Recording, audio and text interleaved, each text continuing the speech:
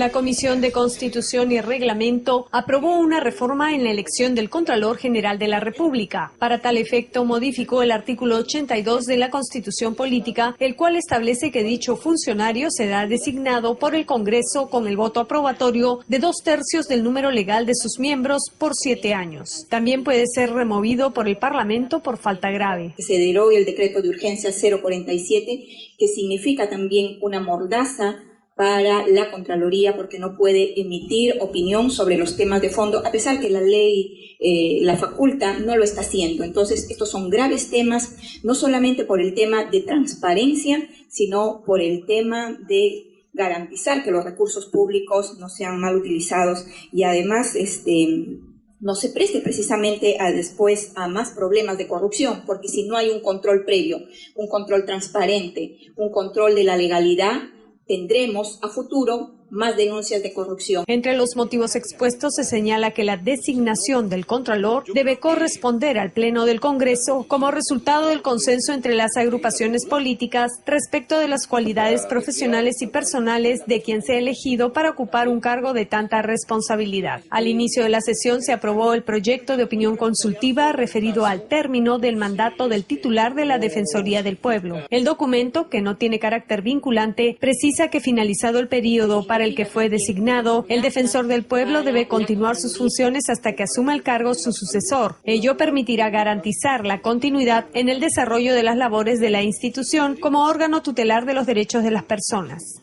Hay que darse cuenta que aquí no hay ninguna connotación peligrosa. ¿Por qué? Porque la Defensoría del Pueblo es solo una magistratura de persuasión, es una magistratura opinante, no tiene jurisdicción, no tiene coercibilidad, de tal manera que si no hubo una diligencia del Parlamento o de las autoridades competentes para elegir al sucesor, puede prorrogarse sine die esa situación sin ningún riesgo. En el caso del Tribunal Constitucional, su ley orgánica es la que establece que en tanto no sea cubierta la vacante una vez producido el cese del titular, este titular continúa en funciones. En consecuencia, allí hay ley específica, cosa que no ocurre en la ley del Ministerio del Defensor del Pueblo. De otro lado, pasó a un cuarto intermedio la propuesta de una ley para regular el derecho de reunión en plazas y vías públicas. A la cuestión esta del permiso de las 24 horas, en caso de que uno no lo ha hecho con anticipación debida. Yo acá había notado, por ejemplo, ¿qué pasa, señora presidenta? ¿Hay algún anuncio público?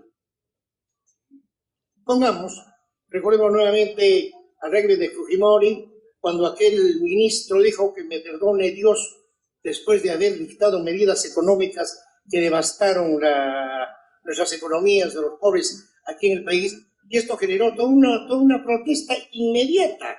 No podemos legislar, a eso me refiero yo, en función de quién está gobernando, y además estas funciones, lo sabemos los políticos que hemos solicitado o hemos comunicado por el derecho a reunión, en diversos regímenes, desde los más duros hasta los más flexibles.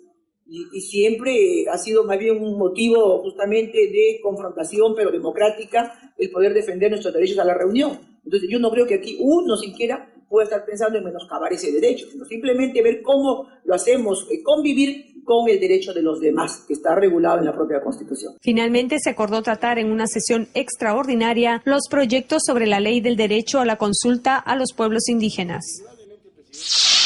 El congresista Víctor Andrés García Belaúnde ofreció una conferencia de prensa en la Sala Mome del Palacio Legislativo, en la que dio a conocer su extrañeza por las propuestas del ministro de Vivienda Enrique Cornejo de construir un aeropuerto particular con dineros del Estado, sin visibilidad apropiada, en zona de neblina, de fuertes vientos, sin accesos vehiculares, etc.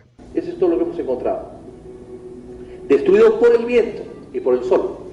¿Dónde están los ingenieros que miden los vientos todos los días?